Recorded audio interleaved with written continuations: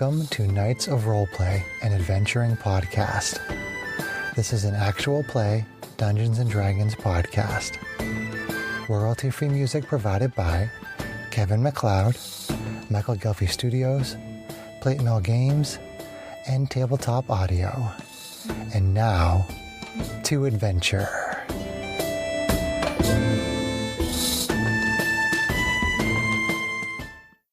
Hello listeners, thank you for joining us for this episode of Knights of Roleplay.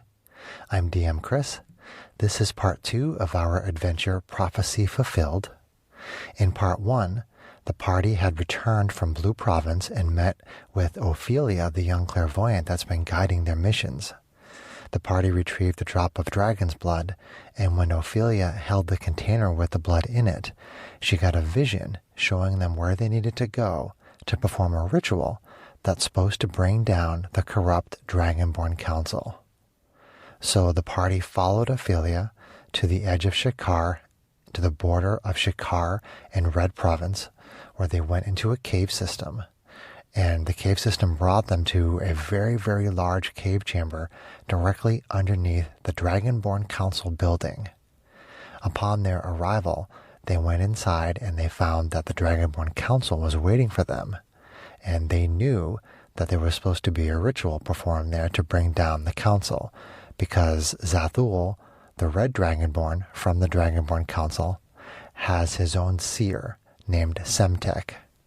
So a battle ensued, and part 1 ended right after the first round of combat. So we are picking up with the second round of combat. So now I'm going to circle. Current round is round 2. On my sheet here, and we are back up at the top with Z, our root folk monk. What would you like to do, Z? You said you're still focusing on Semtek, the seer. Semtek is still stunned until the end of this turn, so she's gonna give him all the hugs that she can. She's gonna keep from her distance of 15 feet, just wailing on him with her unarmed attacks. Trust the X Okey-dokey. Factor. So, what's that? So don't trust the X Factor. Right. So then, let's see here. So she is going to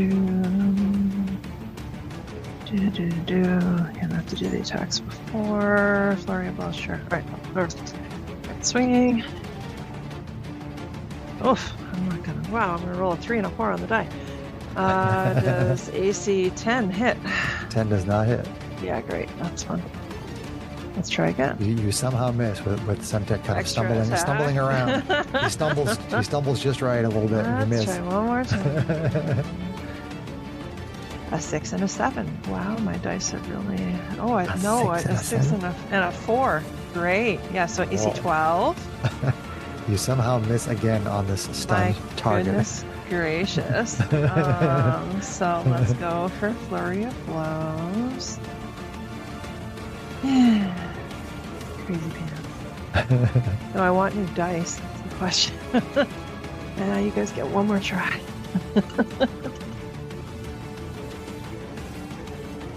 Okay, a 12 on 1. That's better. So AC 18 to hit. AC 18 does hit, yes. AC 18, and that is going to hit for 9. 9. Okay. Do you want this to be lethal damage?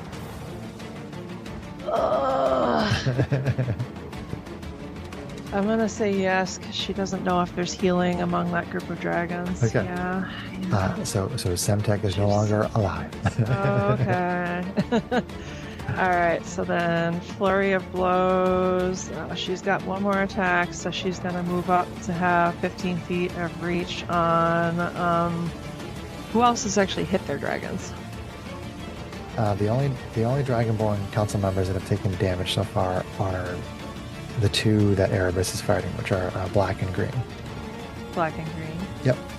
Okay. So The black one has There been. can be black and blue. The black Dragonborn Council member has taken multiple hits, whereas the green one has only taken one. So he's the one who has been base to base. Yeah, so she'll go get within 15 feet of the black one, which is Drax, right? Drax, yeah. yep. So That is she correct. will swing at him. Oh, what do we want to use? Which one? Mm-hmm. I feel like someone else needs a turn. I'll try you. Yeah. Swings at him. Oh, and that's a 1, but at least I get my inspiration back. Alright. So miss. Dodges out of the way of your tree limb. Right. Yes. Yep. So. Is that turn? Yeah, we'll call that good. Okay. So let's see. It is the Dragonborn Council's turn, minus Sundeck.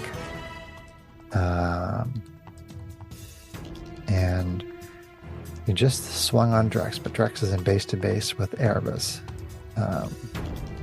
So Drex is just going to try to do claw and bite attack on Erebus.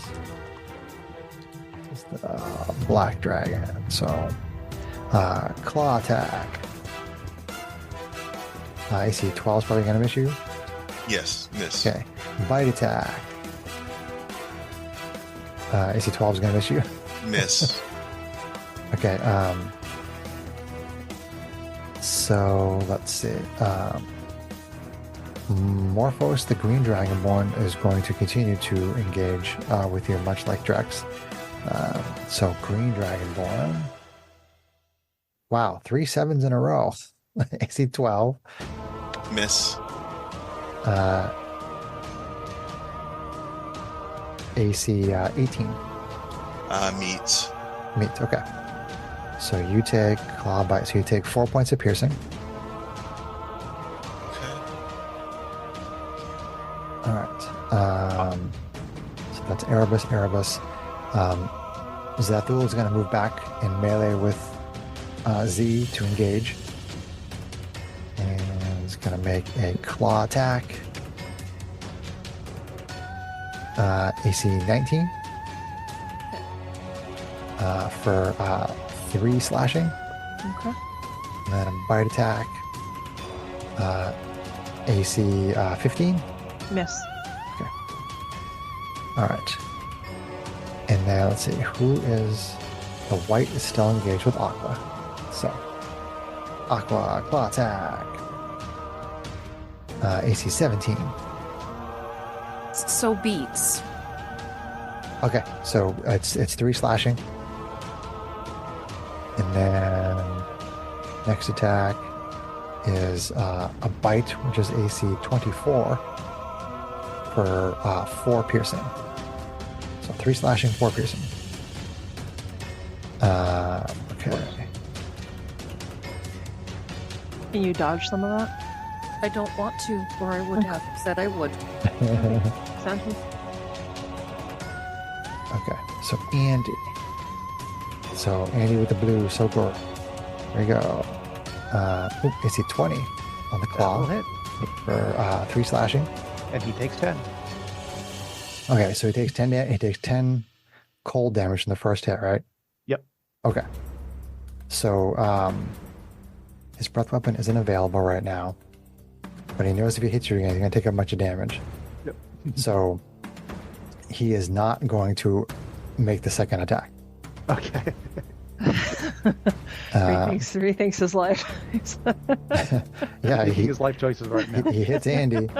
He hits Andy with a claw attack, and takes 10 cold damage, and then decides that maybe someone else should be attacking. Like maybe the white dragon should be attacking this individual. So instead of making that second attack on you, they're going to move and provoke. So if you want to make an attack, you can totally do that right now. I am totally going to do that right now.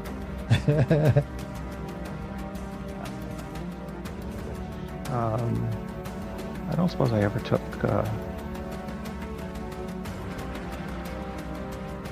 No, I didn't take Battle Mage here for that.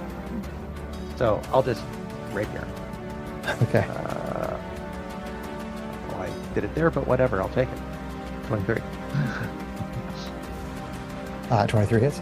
Yep. For 4 damage. They'll just poke him as he runs away. Back. It's better than 10 cold. Okay. Just going to move away. And is going to take one more attack on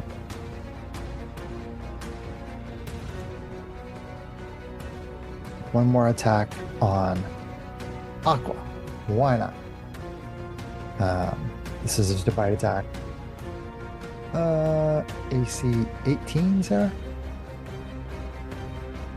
Yeah, that hits. Okay, that is 4 piercing. Okay, so let's see. Did I get everybody? I had Zethul attack, right? I had the white dragon. The green one. I haven't had the green one take an attack yet. So we'll have the green dragon do an attack on Erebus. It was 5 dragons, right? Correct. Yes. You got it. Didn't I get attacked twice? You did. Now you're going to attack 2 more times. Oh. They each have 2 attacks, just like you guys really do. don't Yeah. like you, Erebus. They see tanky fighter. They feel But that's okay. now large tanky fighter and fellow dragonborn. Getting them all close together, though, is very good. Claw attack is 8. Miss. And then bite attack is 16. Miss. Okay. All right. Total random aside, by the way, I just Mhm. noticed that I buffed up my AC 1 point because I noticed that the bonus that's programmed into the magic bracers that you gave me, Mhm. which is supposed to be proficiency bonus, Yeah. it's stuck at +2. So it didn't go to +3 when our proficiency bonus is increased at 5th level. Right, you guys have So to modify that. I tweaked the one. I don't know if any other players have similar magic items with that same kind of perk, so I just wanted to share with the group. Actually, that is a good point. My AC Yep. should be 1 higher. Okay, so that was the Dragonborn Council. We are on to Andy, our Halfling Bard Warlock. Okay, this time,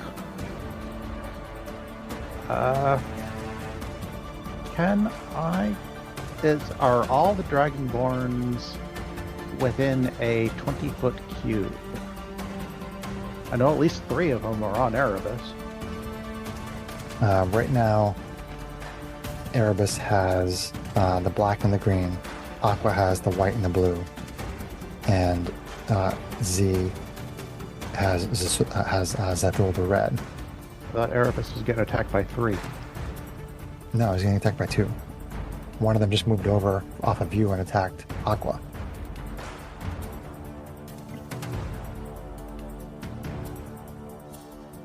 Okay, well, that works. So anyway, question being is how many can I get in a 20-foot cube? I don't care if any of our allies are in it. You don't care. Okay. Yep.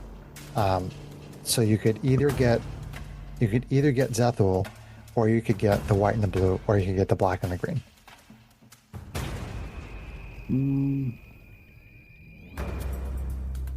The white and the blue are on Aqua. The black and the green are on Erebus. I will get the ones on Aqua. That way we can Aqua, probably knock okay. them down faster. Okay. So I will cast. There it is. Fairy Fire. Okay. And I will also spend a sorcery point. Careful spell so that Aqua is not caught up with it.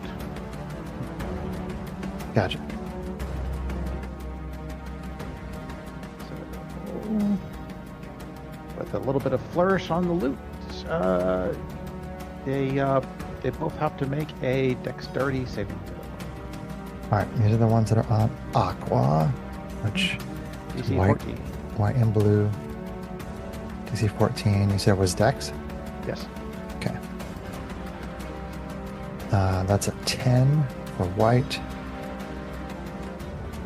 and an 18 for blue. Okay, white is now glowing a kind of greenish, sickly greenish color, and attacks against white have advantage. Okay. Fairy Fire on white. Got it. bonus action, I will give Erebus Bardic Inspiration. Okay. So, Erebus, you can add a d6 to an attack roll or a saving throw, or an ability check. No, mechanically, that's after the roll before the results. Is that just to review? This can be added after seeing the roll, but before knowing the outcome. Yes. Okay. Cool. Is that turn, Andy? That is turn. Okay. We're on to Aqua, our Shardling Rogue. So the white and the blue are fighting with Aqua, Sarah, and the white, you have advantage because it is fairy fired. White it is. White it shall be. Free hugs. That is a 19 to hit with That rapier. definitely. Yep. Nice.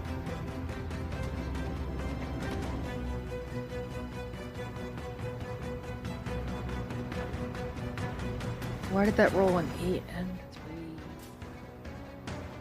3? Oh, I had sneak attack. Yes, you do. Yes. Why do I have 3 extra dice? Oh, right. So that's 15 damage total. Ouch. Wait. Do it again. Piercing. Do it again. From Sneak my attack rapier. from the rogue. All right. Is it still up? Yeah, it that was the first damage that I had taken. Okay, just making sure. All right, The so other I'm one gonna would get very I'm gonna fired, but- follow it up with a dagger out of my wrist. And I rolled a 1 and a 4, which is probably not helpful. My 1 animates to a mimic when it rolls, by the way, on my treasure I have to board show with dice. that. That's fine. So I'm Yeah. thinking 11's probably not gonna hit. Correct. That misses. Yes. That will be my turn. Okay. That was Aqua, our Shardling Rogue. Now we're on to Erebus, our Dragonborn fighter. You are still engaged with the black and the green Dragonborn Council members there, Erebus, and the black one is the one that's been taking the most damage. Okay, so question. Mhm. I want to use my fire rune, so I have to make an attack with that first to activate it. If I remember right, that's something you can use on hit. Yes. So So if you hit with an attack, you can say I'm going to add my fire rune onto that. okay. Yeah. So let's Sure.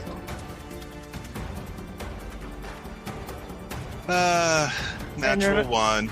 A D6 Okay, will no, help but- on that but one. you don't waste anything though, because you only use it when you attack, when you hit. Yeah. Yes. That rune is just active now. Like All your right. weapons are glowing for like a minute or something. Okay, No, now I that's have not an bad. offhand attack. No, it's only when he hits. He activates it when he hits. He Oh, hasn't okay. hit. Oh, okay. Alright, so offhand attack, and that Yep. is with a D4. A D4. Is that right? Or is it a D6 in the other hand too? Wait, don't you have extra attack, Greg? Yes. So So, I have, extra- so you're rolling with your full bore weapon. Then it's not like your small Okay. weapon. Yeah. gotcha. Yeah.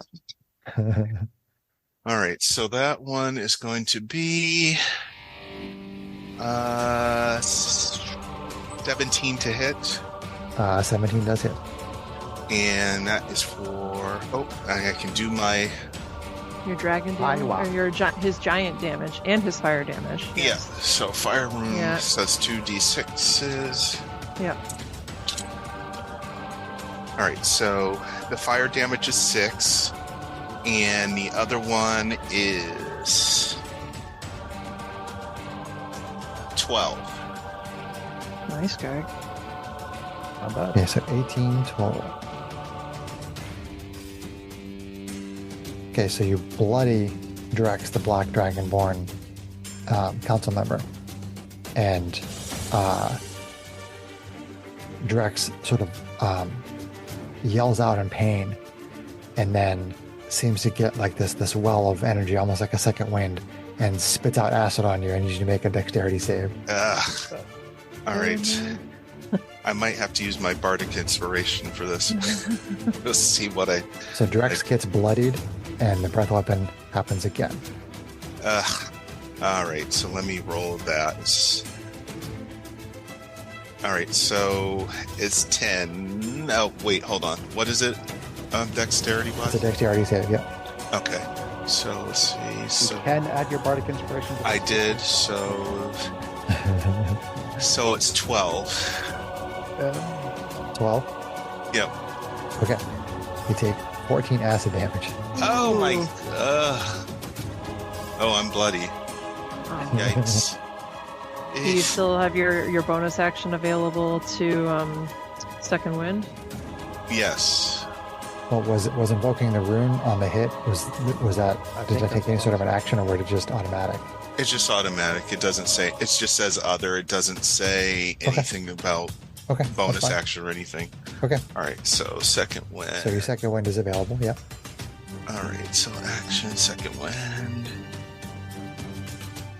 All right, and then that gives me another attack. What gives you another attack? Oh no, not second Wait. wind. I'm sorry. It Hey, gives healing points. Greg, did the guy you hit with the fire rune make the saving throw to see if it got restrained by the fire? Oh, that's right. Yeah. It's DC 14. Strength saving throw, right? Yeah. 14 so- strength. Let me do my action surge. And I asked this It's because 15 on the die, so. if he was restrained, you'd be attacking with advantage, Greg. That's what I. Yeah. Okay, so I can take one additional action on my turn, and that is to heal myself, probably. I think you're getting mixed up, Greg. A second wind, it just allows you to heal. That's all it does. Yeah, Okay. you're thinking of action surge. You're not using your action surge I right mean, now. You're just using unless- second wind. Unless you want to, you could do both. But supernova round. No, you can't because it takes your bonus action. All Action right. surge? Yes. So I did action Oh. surge. Yeah. So what do I? don't- Like I'm not really thinking clearly today. So No, Yeah. you have multi-attack, and you took 2 attacks, and you used your fire rune on one of them, and then you used your second wind. So you've used an action for your 2 attacks. You have bonus action for your second wind. okay. So let's see. I was telling Kate that you couldn't do both second wind and action surge in the same. Right, but action surge doesn't take the 1d10. bonus action. Okay. It's the bonus action of the action surge. On your turn, you can take one additional action on top of your regular action and a possible bonus action. Okay, so Greg, you could actually use action surge right now if you Yeah. want to make 2 more attacks. Okay. So when I do that, I gave myself 10, 15 points. 15 Nice. healing. So are you still bloodied? Probably not after this. I think you're going to be like just over the hump. I'm sorry. I'm just gonna be over the hump. Let's see, 50. Okay. Yeah, I'm just over. Okay. So you All right. become bloodied, use your second wind, and you're just barely not bloodied. Got it. All right. So action surge. Where are we?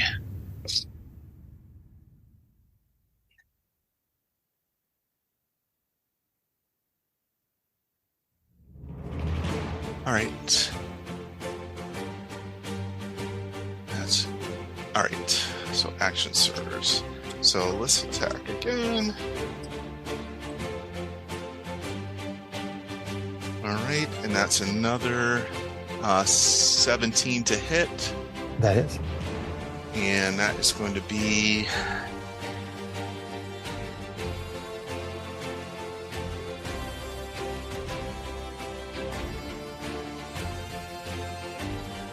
$16 regular damage.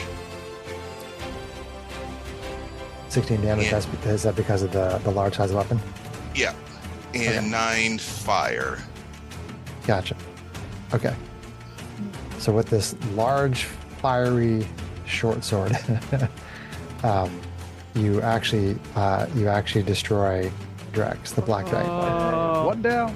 Now, cool points, Greg, because you're a fighter, and when you take the attack action, you get an extra attack. Because you used your action surge to take the attack action, you still have another attack. Oh, nice. so I can turn it on the other one there. You can. All right. Well, Greg, hold on a second. Is the extra damage from the large size, is that on every single attack? I mean, if it is, that's cool, but sometimes they only say that's once per turn. Hold on. Once on each of your turns. Okay, so you're not doing the extra damage in that All last right. attack. So, So what was it without those d6s? all right. So it would have been 12. No, not 12. It would have been 11. Because I've taken the 6 away. Okay. But the fire, is that still on there? Is the fire just once per turn as well? When you hit a creature using your attack. So, yeah. So it's whenever you hit. Okay, and so the regular damage was 11, so what was the fire damage? That was 6. Okay, so that's still enough. So just be aware that the extra damage from being large is once on your turn. Okay. But it sounds like the fire damage is every time. Yeah, it's for up to 1 minute. Okay. If they miss the saving throw, but Correct. when you hit a creature with an attack using a weapon, you can invoke that. So it's, all right. Okay. Okay, All right, is that turn? that's my turn. Okay. Wait, Greg, your extra attack? Oh shoot! La la la la la la. Oh, so you're going after the green one, which is Yes. kind of close to you. Okay. All right, so let's see here. So 12. So that's going to be 14, and it's going to be 19 to hit. 19 to hit does hit. And you said it's 14 damage, It's going to be 12. 12 damage. Okay. All right. Not bloodied. All right, that's me. Okay. And that wasn't counting the extra large damage, right? No, Okay. I didn't do that. Okay. Cool. All right. So that is Erebus. That is the bottom of round 2. So we're up at the top of round 3. And we are starting with Z, our root folk monk. Okay. The only person that's in base to base with you right now is Zathul. Okay. If she kind of sidesteps around him but doesn't provoke, can she get into 15-foot stretchy arm reach of the guy who's fairy fired? Sure. Okay. All right, so she is going to do that. That is Garrick's the White Dragonborn council member. Yeah. Yeah, she's going to say pretty much like, excuse me for a second to Zithil and just stretch out. And swing on the dude. She's going to critical. Okay. So let's see here. That's going to be 5, 10 on the dice plus 3, so 13. 13. Okay, so when Garx gets bloodied, this blast of cold energy comes out at Aqua. I need you to make a dex save. Oh no! My celery. She is a rogue, though. Rogues have dex. I'm gonna use my inspiration to take advantage on this dex save. Sounds good. That's a 23. Okay. Take 7 cold damage. And then I'm gonna uncanny dodge that. Take 3 cold damage. Thank you. Okay, so Z took an attack, and then you have another attack. Is that right? Right, I forget. Did I take down the white guy, or is he bloodied, or like I thought something changed when I took that attack? Yeah, he was bloodied, and that triggered his bloodied breath weapon, which hit Aqua Okay. for like 3 damage. All right, Because rogues are rogues. Because rogues got a rogue, yeah. Okay, so I am going to continue to wail on him since he's very fired. So let's see here. That's going to hit for AC 17.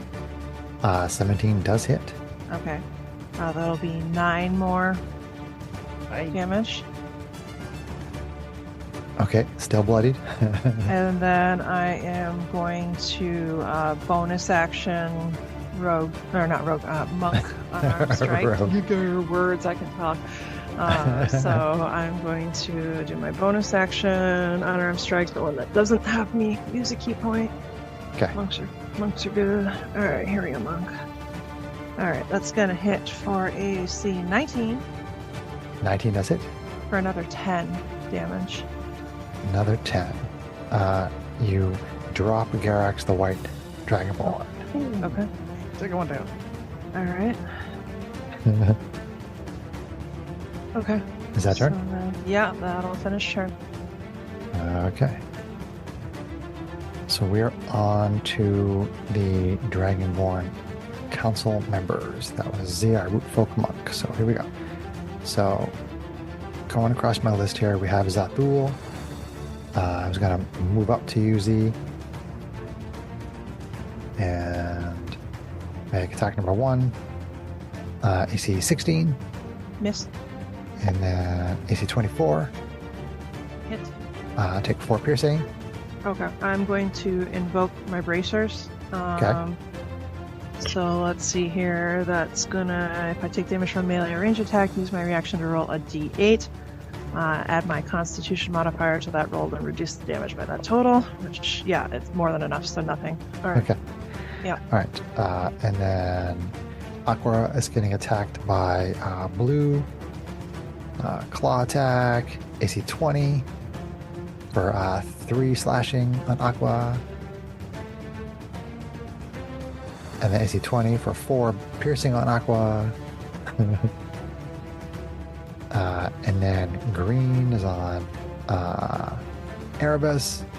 AC 20 for 3 damage. Okay.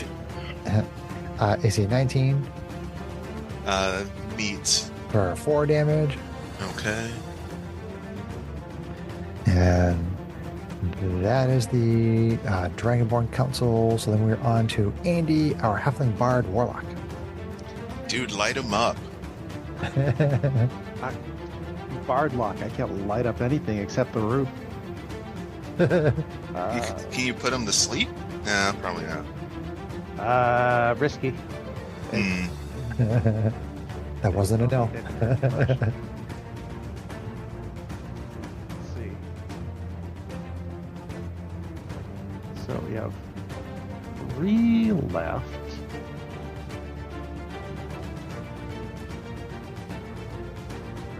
Yes, red, blue, and green. Which one looks like it hasn't been attacked as much? Probably blue. No, Zathul the red has taken no damage. Sokor the blue has taken damage, and Morphox the green has taken damage. Yeah. Okay. I am going to do something a little risky. It'd be pretty cool if it works. Okay. That's the bard I was thinking of. Do it. Do it. Okay. I am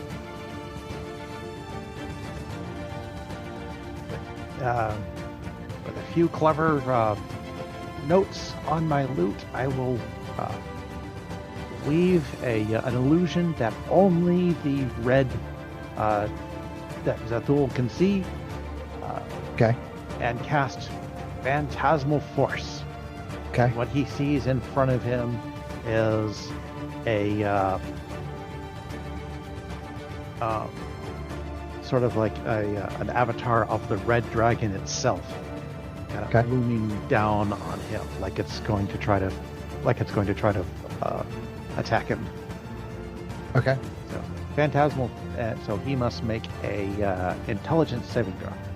Intelligence The saving. illusion.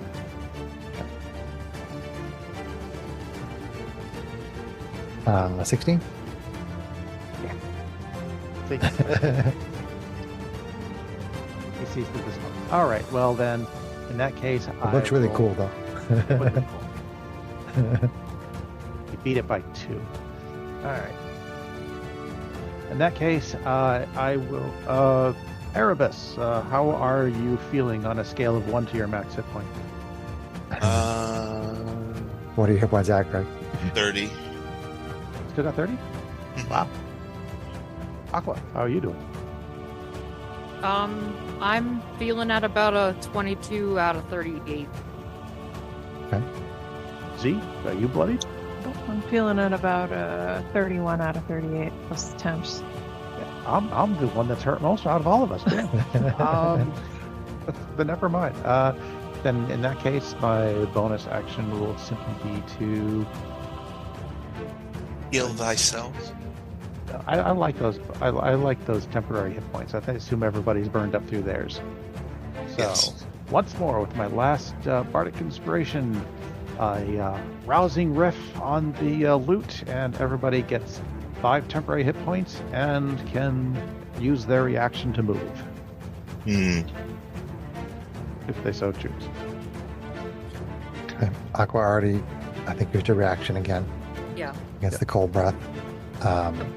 Greg, Erebus is in bad timing. base to base with the green. Do you want to move or stay there?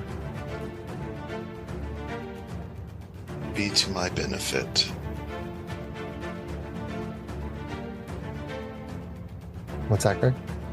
I'm just talking out loud. I said, what can I benefit from if I moved versus staying where I'm at?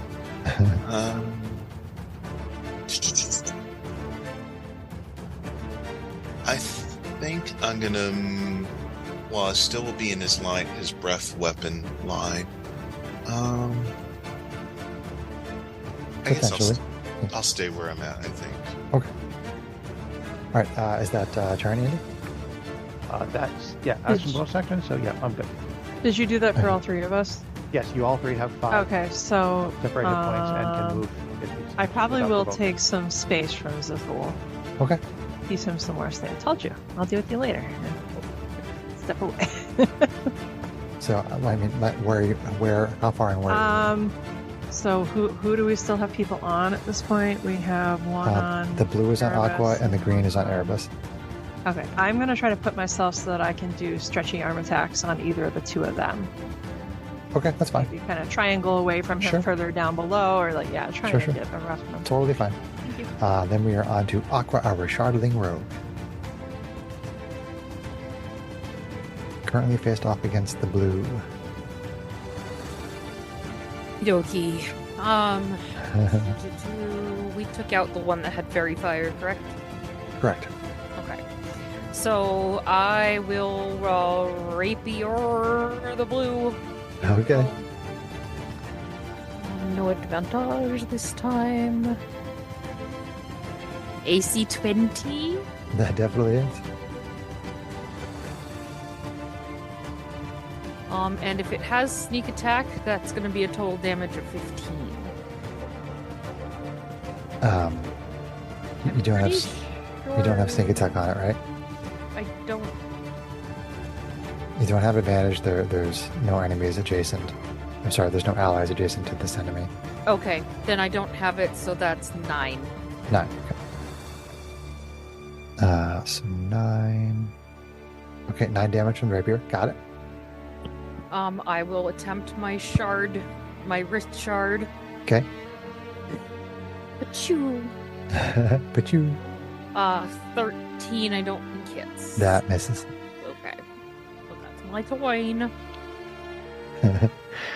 Erebus, our dragonborn fighter. Still Okay. facing off against green. All right, so I'm gonna hit him again. You're going to try to hit him. Yeah, I'm gonna try to, but this will have big extra. Well, one real quick thing here, Greg. Your fire rune actually could not have done the extra fire damage more than once, Yeah. which would have made the difference between the black dragonborn going down or not. I'm not going to retcon it, but the black dragonborn should have still been up. He might have taken him out with that extra attack after, but we won't know. Yeah, it's possible. I'm just telling you, like you don't get the fire damage anymore, but you do get the once per round. Yeah, the fire damage is not because Extra there's damage. no one restrained by them. Right, correct. Yeah, Yeah. but you gave me the fire damage on that hit with the one that dropped the black dragonborn. It's fine. We're just moving on. We're moving on. Okay. All right, so that missed. I got a 2. Yeah, that misses. All right, so try again. All right, and that's better, but for less damage. That's better. Let's see. So, Any damage is better than no damage. 19 to hit, Hit. and that is for 9. 9.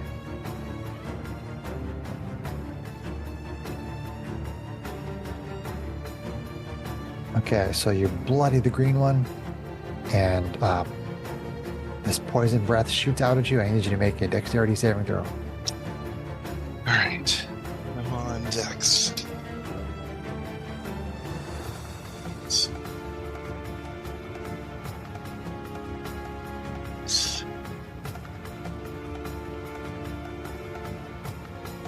Alright, so that's going to be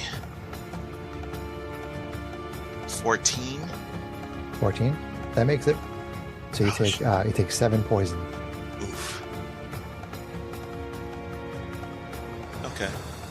Now Okay. I'm bloody. Erebus likes to be bloodied in this fight. All right, so is that your turn, Erebus? I think I did 2 attacks. Yep. And so, yeah. Okay. Round 4. Top of the order, Z, Rootfolk Monk. Alright, so what's the current state? I'm sorry, I've had toddler in my ear. It's okay. so- I mean, I would safely say that you can basically make a 15-foot attack on any of the 3 remaining if you want. Okay. So we've got Zathul off in the middle of nowhere, and then Auto did... Aqua is fighting blue, and So Erebus did is fighting Erebus green. just bloody Morphos? Did I hear that? Correct. Okay. Is Sarah's guy bloodied? Not quite. Okay. No, wait, no. Oh no, yeah. The white one used the bloodied breath, but the blue one is not bloodied yet. Okay. So Sokor. Okay. So Sokor, yeah. If you bloody Sokor- Sokor, most likely Aqua will be eating some lightning damage. Yeah, I don't want to do Lovely. I feel bad about the last time.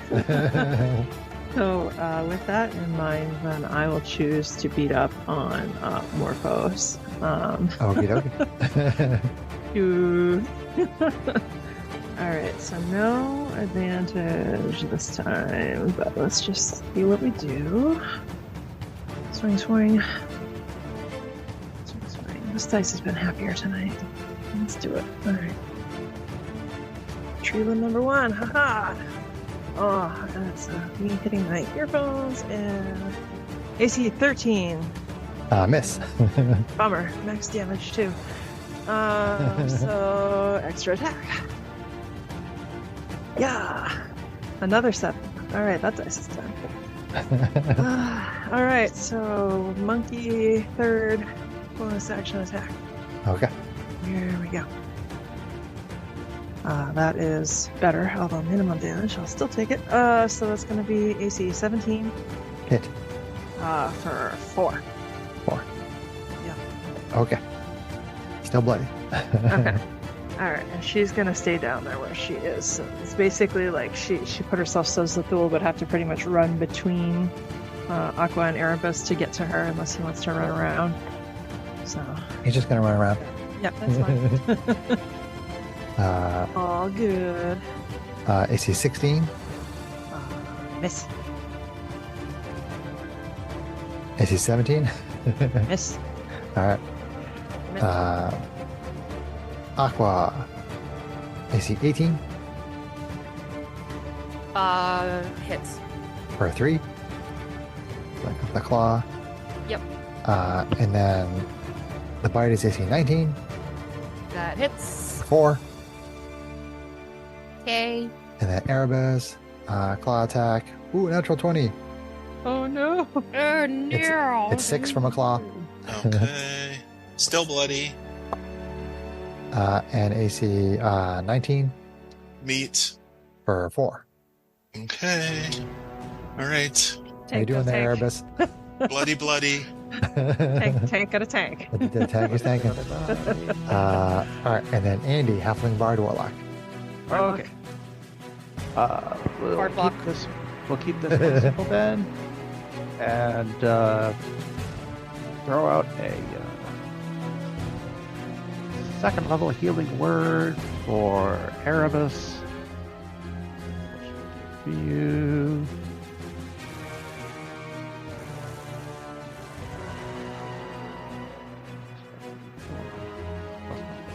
Fire, so won't be much, but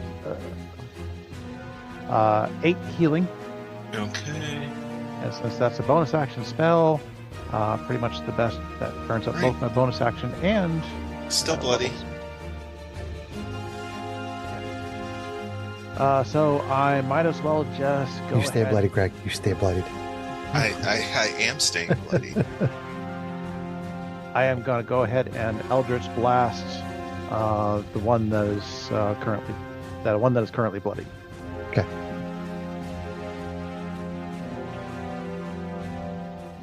Sarah, is Aqua bloodied? Never No. No. mind. Natural one on the Eldritch Blast. At Zoom least I get my shooting by. inspiration. And that's turn. That's turn. Okay. That was a weak turn, but it did something at least. Aqua Shardling Road. Still facing off with the blue. All right. Blue gets a boo flag A boo. from me Blue gets red. boo. and a rapier to the face. Okay.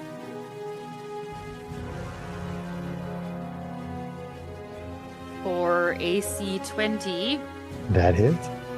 Barovian 20, Nice. 10 piercing damage since there's no sneak attack. Okay.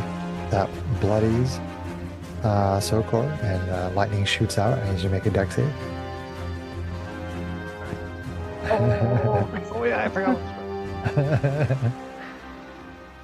That's a 21, sir. Nice. Oh yeah. Nice. Okay, so you take 7 lightning, which I think you can still uncanny dodge it, right? My turn, so my reaction would have reset. So yes, I will take the uncanny dodge. So it I goes to think 3. that 3. So really 3. So really 3, but that does still bloody me. Okay. Oh, we're switching into Dirkrest. And in reaction then, as my bonus action, I will shoot a dagger out of my wrist. Okay. For Pew, AC pew. 25. That Nice. is. You gave it enough Nice. risk this time. And that does not include the bonus like it's trying to do. So it was a 4 on the dice. On the Okay, D4. so 4 damage. So Good 4 one. more piercing. Okay. Awesome. Pew, pew, Got pew. it.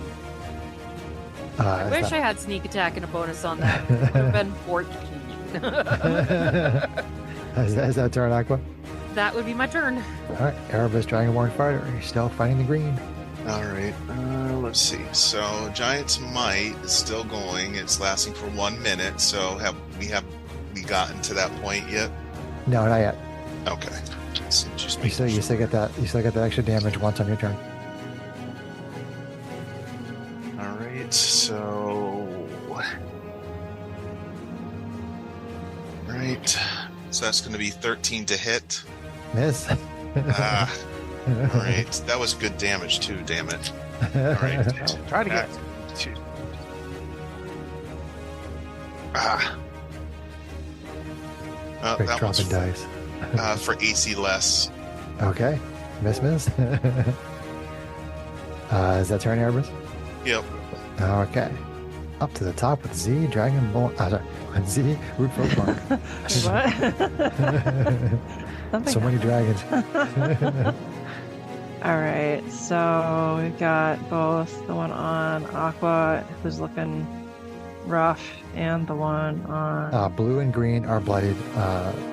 To be fair, I'm trickling blood. I'm not looking rough. Yeah. Right, so Erebus probably still looks a little rougher. Okay. Erebus isn't bloody for a lot of the fight, so. Yeah, I'll keep beating on Morphos, I think. I mean, I could do fun things like grapple and restrain. I don't think it's worth it at this point. As much as that's how my character is built. Although, we'll see. We'll see. We'll see if they're. All right, swing away. Pew pew. A 2 on the die. That's not fun. Not for that one. This one, extra attack. All right, that is much better. So that's going to be AC. If I can get back up to my stuff and see it. AC 19 to hit. That hits. For let's see here, 7. 7. I'm sorry, was this blue or green? Let's see, that is the one on Erebus green. Okay. Morphos. Got it. Still bloodied. Okay, so then let's see here. Let's do the bonus action. Attack as well. AC 16. That hits. Okay, for 8. Okay. Still up. Alright. Okay. Yeah, we'll call. Actually, you know what? Let's go for broke. Let's see. Try stunning strike. Try stunning strike. Yep. Let's see. Con save? Yep. Okay. That would be 8. Fail. Alright, so your dude, Greg, you have advantage on. You have an advantage on your guy, Greg, because he's stunned. Oh, good. I should have done it to Aqua's guy. No! Is that turn? Yes, turn. Like Okay. the D&D, Kate. Right. Zathul attacks. AC 18. Let's see here. I believe that is meets beats. Yes. Okay, so that's 3. Okay. 3 slashing. That's fine. Yeah. And then hit a lower AC, so that's going to miss. Okay. And then Sure. Aqua gets attacked. AC 16. What's that, Sarah? That misses, sorry. That's okay. AC 18 That hits. That for 4. okay. Okay, and then that guy is stunned, so we are on to Andy, Halfling Bard Warlock. Okay, so one stunned guy, one attack. One badly bloodied. Is the one attacking Aqua bloodied? Correct. And then, all right.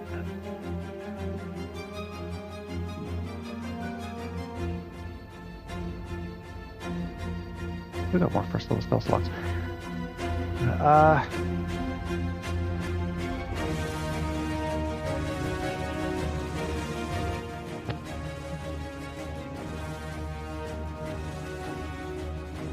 Sure, why not? I think this would be hilarious.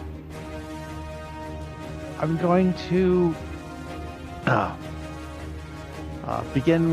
play a slightly rousing tune and direct my focus over at the Red Dragonborn, something like that. Zathul, yeah. And since he's the one who's not bloody yet, and he will have to make a Wisdom saving throw. Wisdom saving throw. DC 14. 17. Darn it! This guy is just too good. All right, never mind. He shrugs off the sudden bout of laughter. Hideous laughter. Very tough. Well, that's the downside of being battlefield control. It's kind of a lot of all or nothing. All right, then I am out of inspirations, and that was my leveled spell, so I don't really have good bonus action, do I?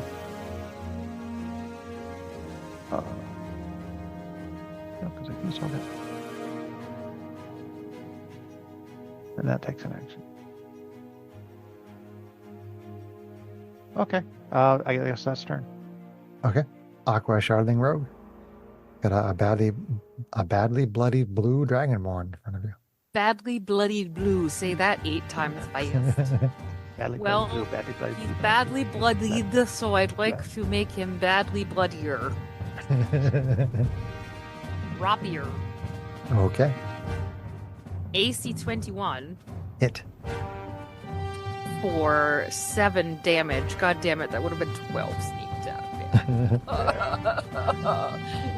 Okay, still up. Dagger away.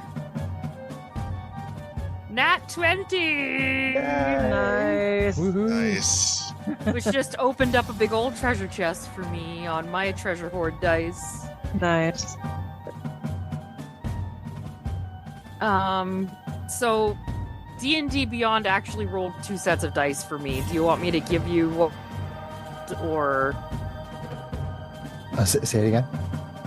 I know that we had the campaign, we originally were like, we'll just double the dice damage, yes? Oh, right. Yeah. Yeah. On criticals. I mean, yeah, if it already rolled it for you, if you just want to choose that, it's okay. Technically doubling the original roll would be better. Okay, then double the original roll. Go ahead. Double the I original rolled a roll. 4, then a 3, so 4 and 4 is higher. That Okay. would be 8. Okay, so you kill the blue dragonborn. Nice. Surprise dagger. Good work. Kill count. So apparently I went to shoot it out of my wrist and 2 came out. Nice work. Oh, I've never over. double shot before. Oh. Is that turn, Aqua? That's my turn, yes. Okay. Erebus, Dragonborn fighter, you have advantage on attacks against the green Dragonborn Morphos. Okay, so for bonus action, I can do my attack first, and I can do the bonus action after. Correct. You take the attack action and then you do the bonus action after. Attack and extra attack, and then you got your Okay. your bonus action after that. Yeah. All Spiders are right. great. So it's going to be 18 to hit, That hits. and that is going to be for 10. For 10? Yep. Okay, that destroys the green Dragonborn. Yeah, Yes. Nice. All right. And go after Zethel with that extra attack. You Yes. can move over to Zathil if you'd like. And Sort this of is just a appropriate that the normal, red one is the normal last attack. one. No. It Zathil is hasn't- very appropriate. He hasn't taken any damage. All right. So Shrugged off all my spells, though. True. He should be getting pretty concerned by now. 15 to hit. 15 hits, Greg. Okay. Nice, Greg. And that's 15. going to be for. Right, so that's going to be for 8. 8. Okay. And let's see my bonus You action. have a bonus action attack, right? I'm going to use the Blessing of Vigor.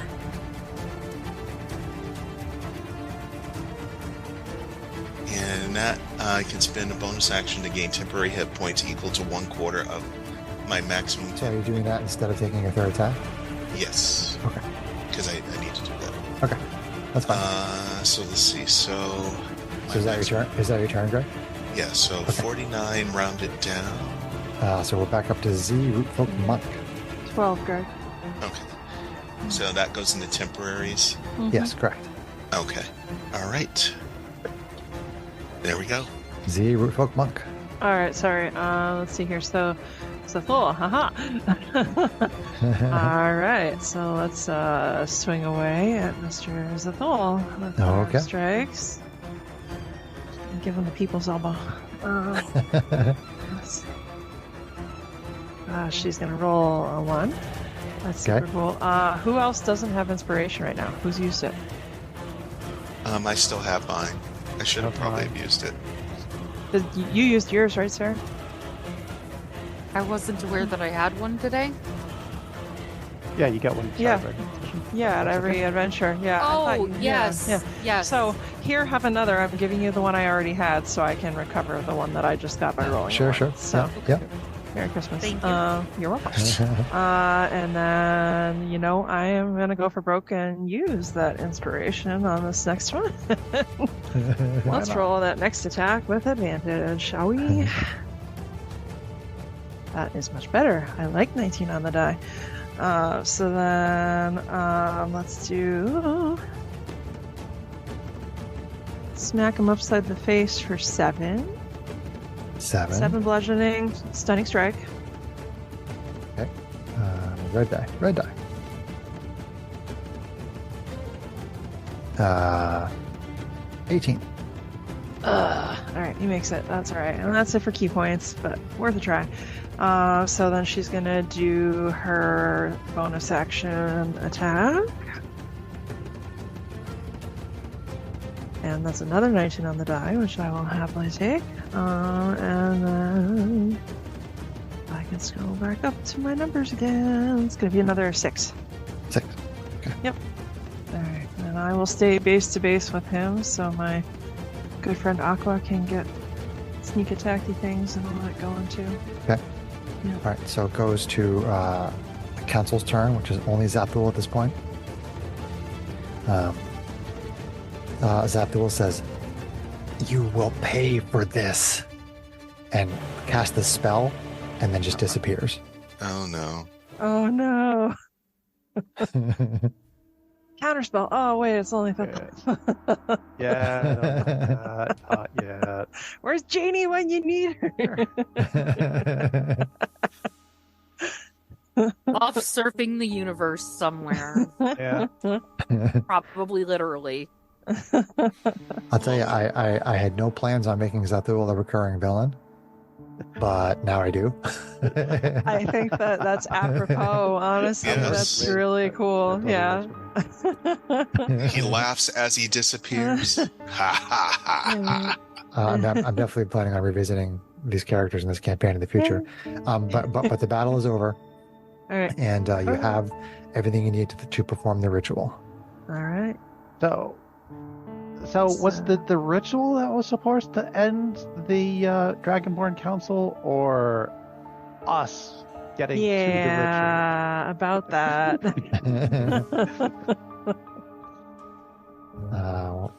I suppose they need a replacement, otherwise things are going to get kind of messy. Yeah, do it up. Who has the egg? Let's go. I will start in on said ritual.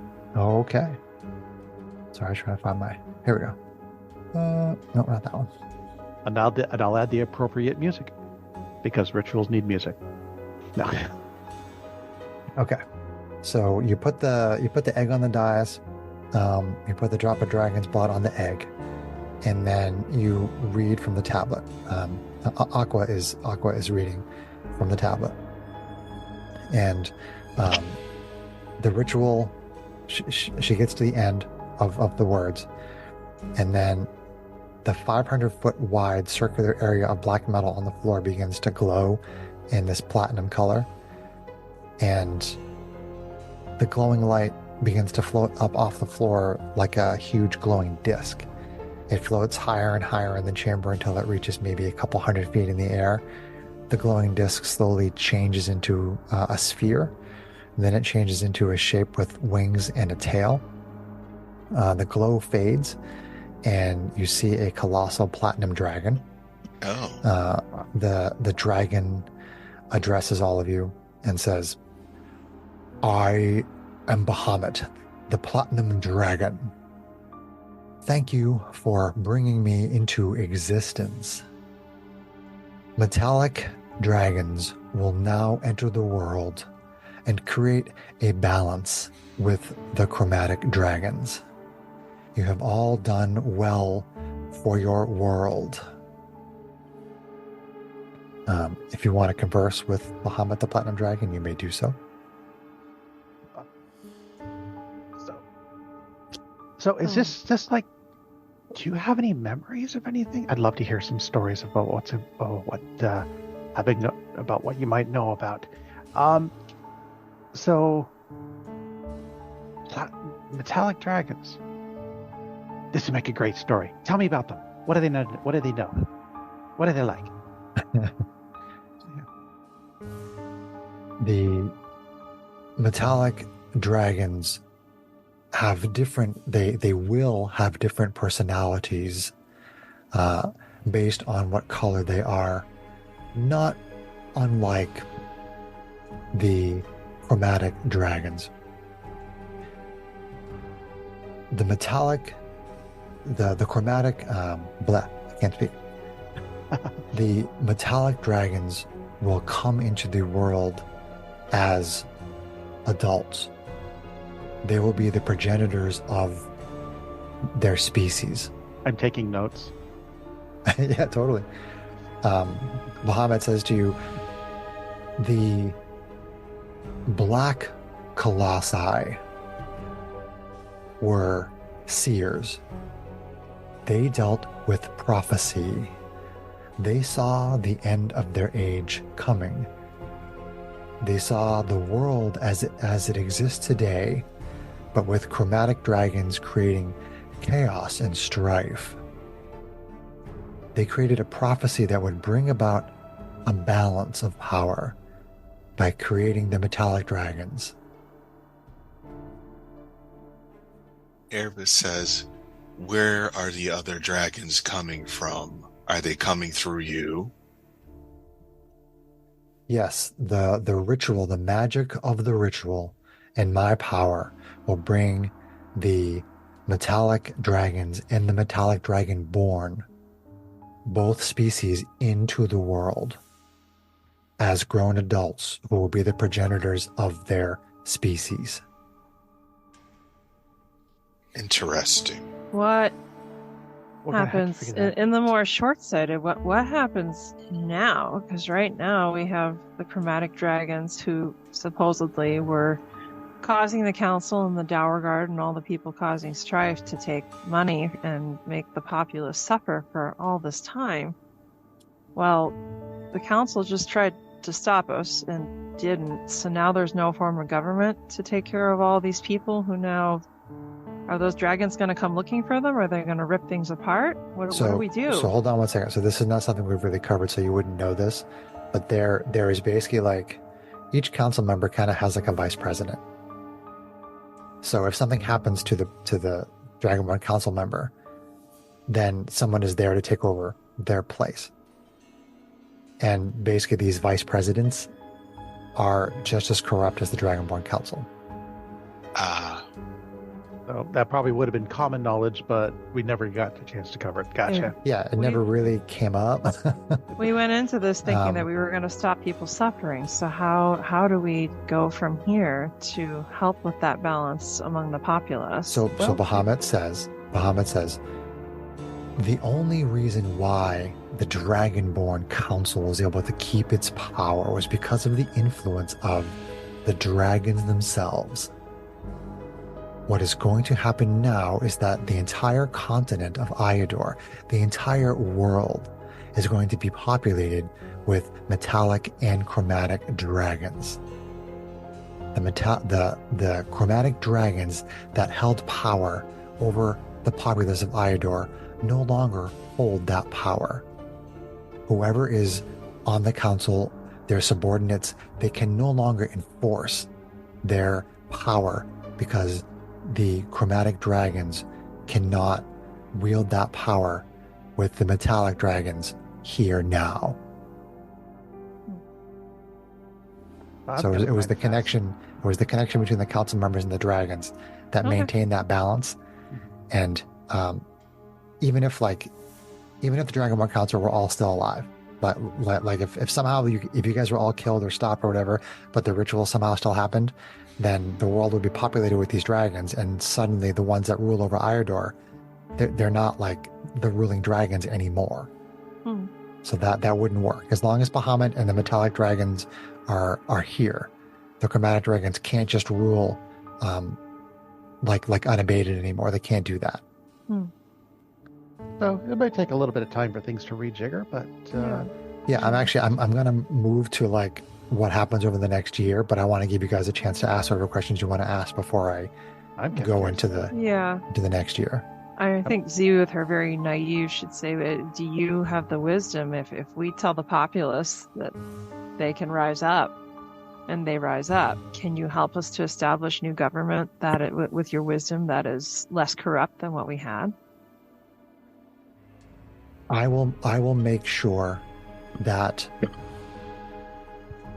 there is that the people of Iador will elect a member of each province to represent the province on a new council. That sounds like a definite improvement. Thank you. There will be no connection whatsoever between the new council and any dragons of any species, chromatic or metallic. I'm curious to see what's going to happen to the provinces themselves. Since the provinces were taking essentially the characteristics of the dragon that rolled over them, and that's no longer going to be a thing. Case. This is going to be fascinating. I'll cover that in the year later. Yeah. I'm curious about Aqua, your labs, if that was tied to government, like if the government was previously raising generations of crystal or shardling assassins, what happens to that group of individuals?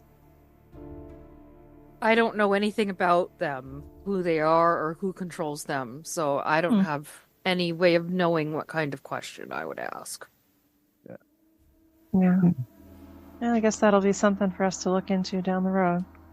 Is there anything that you would like us to tell people going out? Because I'm very good at spreading stories. And if you need anything, announced to the world, I would ask you to write a song about the coming of the metallic dragons. I think I can do that.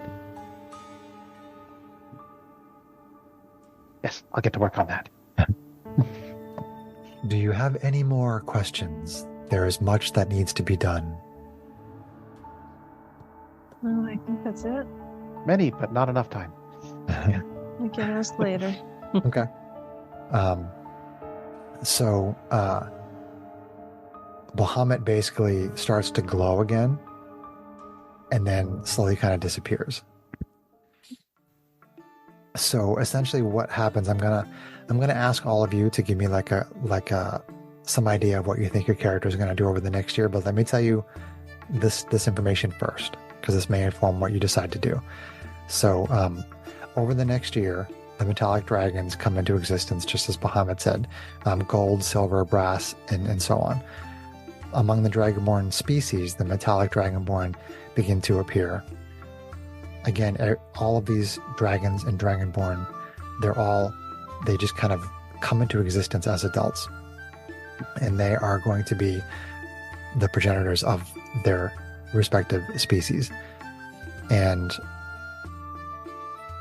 the 5 chromatic dragons that have been ruling over Iador, they are not really, over the next year, they're not so much like displaced as they live alongside a whole bunch of other dragons. The metallic dragons that come into existence, there's a bunch of them that come into existence on Iador. And you don't know what happens really much beyond Iador, but over the course of the next year, you start to hear stories that there are metallic dragons in other parts of the world. You start to hear stories from like sailors and whatnot who come to the island that there are metallic dragons and dragonborn appearing in other parts of the world other than Iador. But now Iador itself has those 5 dragons still that used to rule with the Dragonborn Council, but there's also a whole bunch of metallic dragons here also, which again, it kind of cuts off the power that those dragons had. And Bahamut basically goes and talks to the populace essentially and describes what's going on. And they do in fact have somebody from each province get elected, get voted on, and then there's the Council of Iador that is formed. So now you have this Council of Iador with these 5 individuals from various species who now are ruling as a council over Iador with no connection to the original 5 dragons at all. Elected officials, dragons. Yeah, I mean, that's basically the status quo. I mean, after a year, the status quo is you have this new council, You have a whole bunch of dragons all over the place. The 5 original dragons are still there, but they really don't have any more power than any other dragon at this point. And the people that were supposed to be in place, basically like the vice presidents, they did not essentially try to contest what it was that Bahamut was putting in place. They were like, okay, fine, whatever you say. And they just kind of seem to kind of disappear. Leave politics, if you want to put it that way. I don't like to use that term, but they're gone. So knowing the state of the world, particularly the state of Iodor right now, I'm curious, John, what do you think that Andy's going to do over the course of this next year? Pretty straightforward for Andy. I mean, he's got a new song to sing, and we'll basically, gather,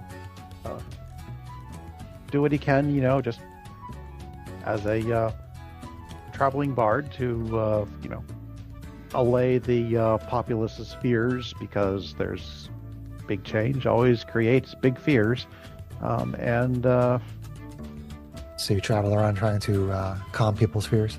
Basically, yeah. Okay. And just help to keep people informed about what's going on in the world. Okay. With regards to these dragons that just suddenly came out of nowhere. Yeah, of course. Sarah, what do you think Aqua's going to do over this next year? Well, the first thing she's probably going to prioritize is taking care of that lapis shard that they found.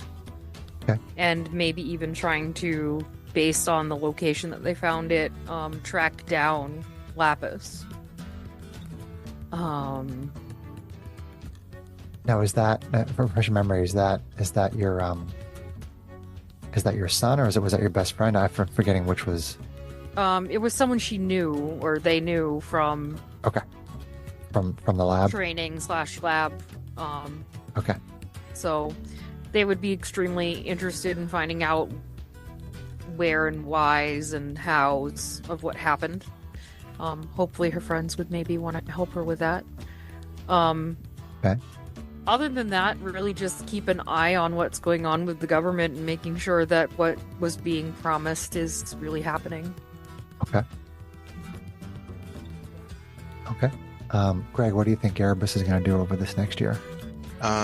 Erebus would probably continue traveling with his travel companions, but also in that he would be training and learning and becoming more than what he was before. So he would be gaining new skills in addition to just trying to improve his standing in the world, as well as learn more about what happened to him and who's responsible for it. I could use a bodyguard, and you'll probably earn a few drinks along the way. Okay. Huzzah! So, Andy, are you going to stay with them and spread your word with them as a group? Are you going to go off by yourself, or? I don't see why not. Okay. As long as we're traveling around and I can do that, then that's fine. Okay. Kate, what do you think Z's going to do over this next year? I think that she would continue to travel with her new friends or family, and help Aqua with her quests, and help Andy to spread the word and help keep her friends safe. And probably, for her part, keep networking with her mentors and kind of try to, just from the sense of fairness, like she'll probably be making sure that there's no lashback against the Dragonborn who had nothing to do with all the corruption of the Council of Scales, Sure. But also keep an eye to which ones quietly disappeared, any whisperings of Zathul, now that we've definitely made a new enemy. Okay. So yeah, just keep traveling Future with the Andy's group, problem. having adventures, starting trouble, Okay. This is great, because I'll reference back to this, because at some point I'm going to have you guys play these characters again, whether it's for like a one-shot adventure that might take up 4 or 5 sessions, kind of like we did Call to the Cave Crickets, or whether it's another shorter mini campaign where I have a slightly bigger story that might go like a dozen adventures. I do want to continue to develop the world of Arkenrath, this homebrew world that you've all been helping to collaborate to build, and I want to have these characters come out again. But why don't we do Stars and Wishes for like the whole campaign, and then we'll let John give us a little info about his next campaign. Greg, what do you feel like for stars and wishes? Like, stars are things you liked, wishes are things you would have liked to have seen, or things that you might want to see if we continue with the characters. Do you have any stars and or wishes about the campaign? I think the biggest stars is just getting us to help with the world building. I think that's been really cool. Awesome. Especially being someone who's a writer and enjoys creating scenery and or story aspects. So for me, that was pretty cool.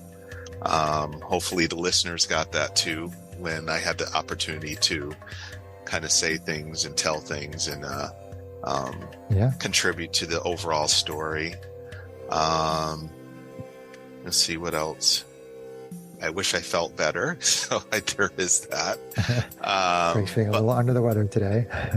But other than that, I don't really have any wishes other than I hope to see the character again. Okay, awesome. Let's see, John, do you have any stars and or wishes? Well, I will. It's been a running theme, and it's been a good one. This collaborative world building that you put in was definitely something I think that improved the experience. And I would absolutely like to see how the world develops more. For my wishes, I'd like a map. You like a map? I've already started making a map, actually, so... Good. Wishes achieved. Yeah, good, because we're probably going to need that. So I'll give that to you at some point. Okay. I'll try to get to you sooner rather than later. Is that it, John? That'll do, yeah. Okay. Kate, do you have any stars and or wishes about the campaign in general? Definitely enjoy the collaborative world building, so I'll jump on the bandwagon with that. All the history that we're still kind of starting to unpack. I feel like there's more that's still there with like the colossi and how the world changed and stuff. That kind of the portals to other worlds and things that we kind of touched on, but didn't really get to delve into that much. So yeah, that was a lot of fun. Loved the party with the roleplay dynamic. I'm excited for when we get to come back to them again at some point.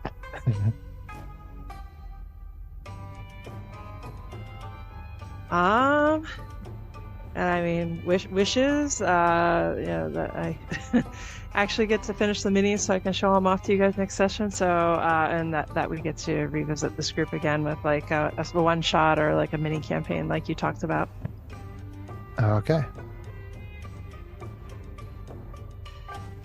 Sarah, do you have any stars and or wishes for the campaign? For the campaign as a whole, I feel like big star was for the group roleplay. I know a lot of times we just get focused in on the nitty-gritty of the way that the game actually technically works, but I think that 4 of us pretty consistently, unlike what I typically see from us, really were able to embrace the roleplay aspect even more so than we have in the past, and that was a pretty big happiness point for me because it's part of the game that I really love and enjoy. Nice. As far as wishes, I wish it was longer. But life happens, and hopefully we can revisit the characters, like everybody has said. Yeah. Cool. Yeah, I mean, my stars are, I'm really happy that I made my first attempt at doing my own homebrew world, but that I didn't just do it all on my own. The fact that I did the collaborative world building, I sort of like created the groundwork for it, and then I brought you guys onto it with the collaborative world building to help me flesh it out, help me build it, help me make it. And like all of you said, the collaborative world building part of it is such a huge star. The story prompts during rests, I think, were awesome. I mean, I said at the beginning of the campaign that it was going to be a shorter, more story-focused campaign, and I probably wouldn't be able to include backstories as like, part of adventures and whatnot. I wasn't going to be able to really write around those, but the story prompts allowed all kinds of information about your backstories to come through. And so for me, that was a huge star. It's like world building is a star. The story prompts, which allowed us to bring backstory in, was a huge star. I do agree with the idea of the unique roleplay dynamic that you were just describing, Sarah. I think this is a very unique group of characters, and the characters are fun, and the roleplay was a lot of fun. I think the roleplay dynamic was a huge star. The characters themselves were a star, and the way they interacted with each other was a star. The way you guys roleplayed them was a star. Do I have any other stars? I mean, I'm happy. The idea that it could have been longer, sure. I think that's honestly a huge compliment, because it was a fun world and it was a fun group. So to want to play more is great. I think that's awesome. And I have to say that, like, from my concept of this entire campaign, it was, I want to tell this story, and the story that I had in my head was, you have these people with the Dragonclaw birthmark. They're part of a prophecy to bring Bahamut and the metallic dragons into the world to kind of balance out the power with the chromatic dragons. And that's the story that I told. So I'm like, awesome, that's cool. And then I wanted to hit the 4 major plot points, which were the platinum egg, the platinum tablet, the dragon's blood, and the ritual. And I got to do all those things too. So, like, from the concept I had in my brain, like 9 months ago or even a year ago, I don't know when I came up with this idea, but it was almost entirely executed as I was hoping in some way or another. So, I'm happy that I basically achieved my goals. That's a star for me. Is I'm happy that I achieved my goals. If life wasn't so crazy right now, I probably would have done a few more sessions, but I'm not going to just put this campaign and these characters to the side. I'm absolutely 100% going to use everything that you all just gave me with the 1 year later, as well as your stars and wishes, to revisit this world, to revisit these characters at some point in the future, because I had such a good time doing this that I don't want this campaign that was intended to be shorter from the beginning. I don't want it to be the only thing we do with these characters. I love these characters. I love this world. So I will revisit these characters at some point in the future, either as a longer adventure or maybe another mini campaign. But one way or another, I'm going to come back to them. I'm really looking forward to that. And I know a little bit about what John has upcoming. And it kind of, in some way, there's the potential for it to actually be relevant to the campaign that we just played for Dragonbirth.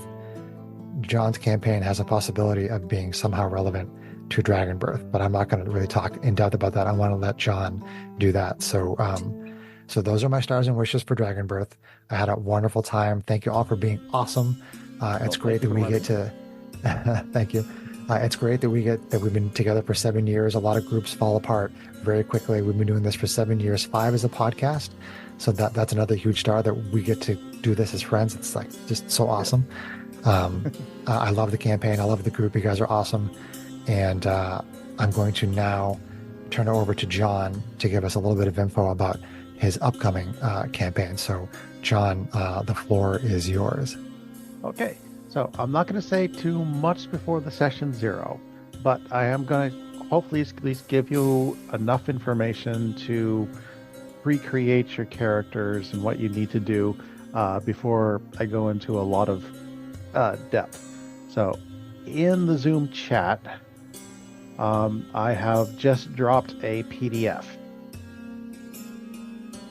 And I'll just kind of go over the meat of it a little bit.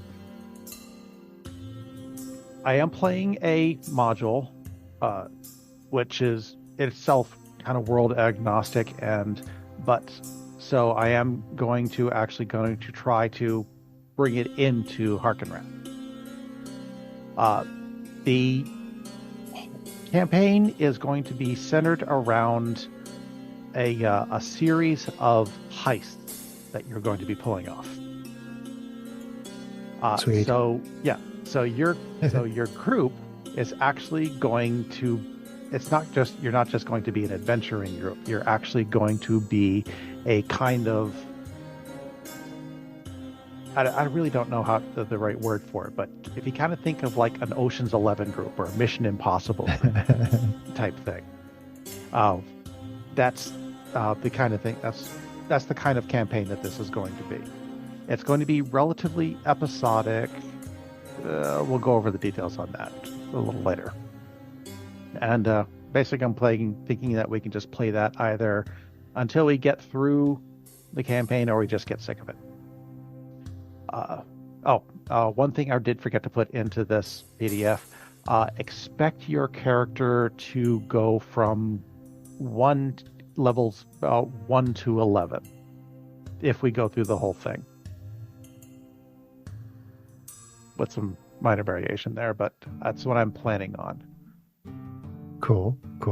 So what you guys need to do when you're thinking about your character, don't just think of how they're going to be in a fight.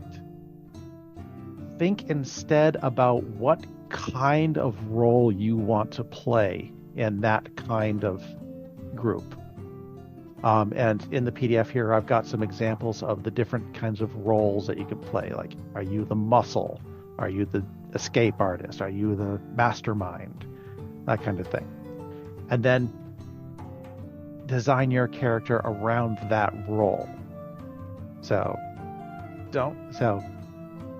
And I think that as a group, we're probably about ready for this kind of thing, where we're not, rather than just a run in and hit everything all the time, because you're actually going to have to, come up with the plan and implement the plan. And if you do it well, you can actually avoid fighting altogether. In fact, that should be your goal, but you can pick your own goals, whatever. You will also need to, so you will need to work together amongst yourselves to decide what your individual roles are going to be. Collaborate with each other, please. You will also need to collaborate on what kind of group you are. What are your group goals? Are you the good group that likes to stick it to the man, or are you just the mercenaries out for hire? Kind of come up with a general concept for your group as well as a very basic backstory for the group. It doesn't have to be elaborate. It really can just be very simple, but just an idea of how your group got together and maybe one good heist that maybe got you into a bit of recognition.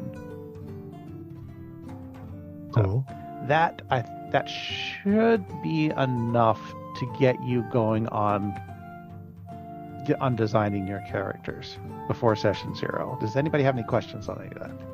That was kind of a lot, but it's all in the document there. So I can tell you guys that I've had a character made for like a week and a half. Nerd.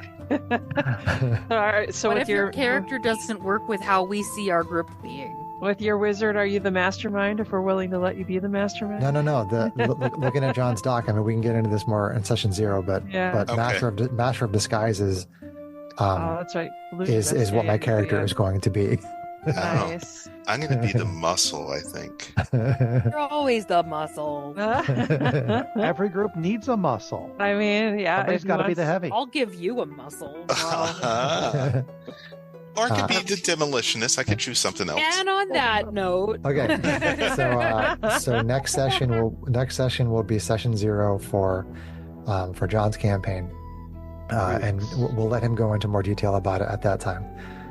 So thank you again for Dragonbirth. That was really a lot of fun, and I'm really happy with the way it turned out.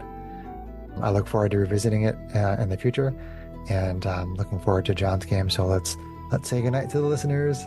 Good night. Listeners, we love you. Thank you for listening. Bye.